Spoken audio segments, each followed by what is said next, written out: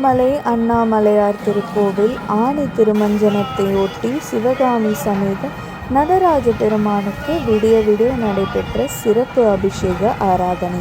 திருமஞ்சன கோபுர வாசல் வழியாக சிவகாமி சுந்தரி சமேத நடராஜ பெருமான் சிறப்பு அலங்காரத்தில் எழுந்தருளி திருக்கோவிலின் 4 மாட வீதிகளில் சுற்றி வந்து பக்தர்களுக்கு காட்சி.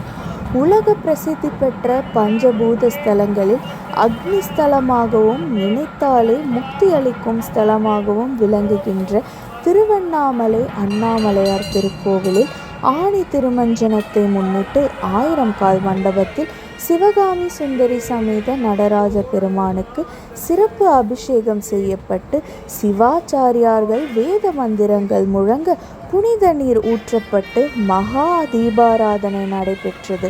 அதனைத் தொடர்ந்து 1000 கால் மண்டபத்திலிருந்து சிவகாமி சுந்தரி சமேத நடராஜ பெருமாள் திருக்கோவிலில் தெற்கு திசையில் அமைந்துள்ள திருமஞ்சன கோபுரம் வாசல் வழியாக திருக்கோவிலின் 4 மாட வீதிகளை சுற்றி வந்து பக்தர்களுக்கு காட்சியளித்தனர்.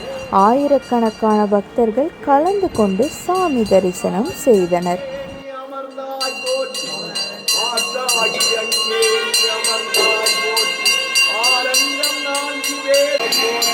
என் கையில்